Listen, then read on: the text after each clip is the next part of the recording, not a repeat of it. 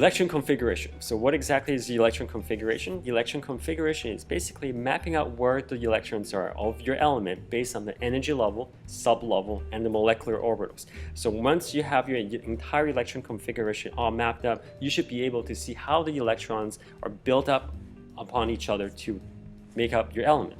So to start, we know at this point that there are different types of sublevels, energy levels, and molecular orbitals. So the first one, how your sublevels are all oriented is that on this side, the first two families, well, I already wrote an S here, these are your S orbitals.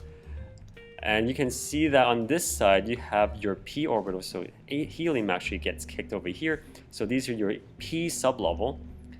And then in the middle are your D sublevel.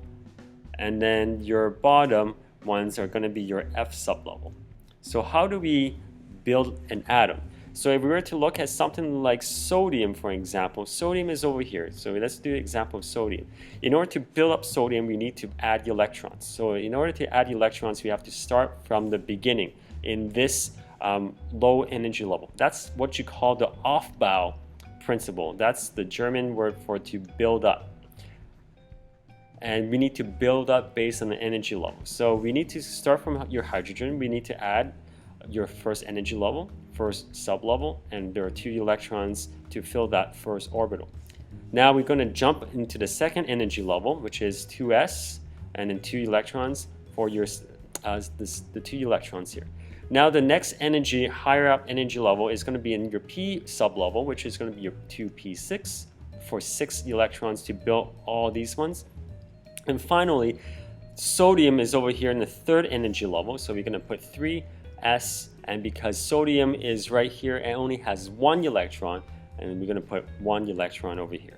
So if we were to do this in a molecular orbital diagram to break all this stuff down, 1s, we're going to have this like this. This represents 1 molecular orbital, 1 molecular orbital, so like this. And then P actually has 3 molecular orbitals, one for px, py, and pz. So this is px, py, and 2pz. There should be a P over here. And then finally your 3s for your last one. So how we build this up is that there's 2 principles. There's your Hund's principle, and then there's your Pauli exclusion rule. What Pauli's exclusion rule is that you can only have 2 maximum electrons in each orbital.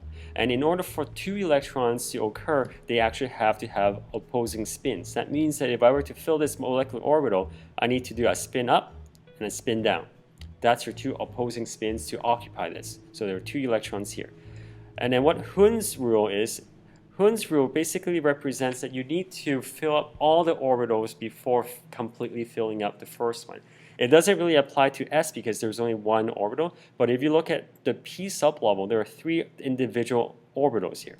So since we need to fill all these ones up, instead of doing this way, 1 here and then 1 here, I need to go 1 up. Let me just undo that. I need to fill up that one, the next orbital, then I fill the beginning ones again. So it's almost like you're making everybody happy. Give everybody an electron first, then go back to fill the final one.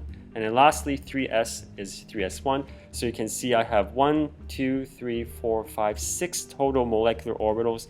And how many valence electrons do I have? To determine the valence electron, I look at the highest number of energy levels. So that's my highest one. And in this highest one, I have sublevel S, but I have 1 valence electron. So the valence electron, I have 1. Okay, that's your first one. Let's try another example. Let me just go over here and let's do chlorine. So for chlorine, I think it has an atomic number of 17. So that means we need to build 17 electrons. So we're going to start from here again. It's a little messy. We're going to start here, 1s2, 2s2, and then we're going to fill all this P sublevel, so 2p6, and then here 3s2, and then stop right here. That's what I need to do. So, excuse me, 1s2, 2s2, 2p6, 3s2, and then 3p. How many do I have? 1, 2, 3, 4, 5. So that's 3p5. Oh, so that's pretty easy for chlorine and smaller atoms. But once we get into larger ones, such as, say, silver. For silver, Ag, it has an atomic number of 47. So we have to build up 47 electrons. We can still start with 1s2, 2s2, 2p6, 3s2, 3p6, and then 4s2. Now, this is where it gets a little bit tricky because 4s2 is right here. Do we go to 4p6 or 4d? Is that 4d? This d actually starts at energy level 3. So this is 3, this is 4, this is 5, this is 6. Once you get into actinides and then lanthanides, this actually it starts with 4 and 5. So how do we determine which order to go? This is a very useful method for larger atoms because this method actually tells you the arrangement of large atoms or which sub-level or energy level to fill in. So how you want to write this is that you're going to write your 1s orbital in this first column.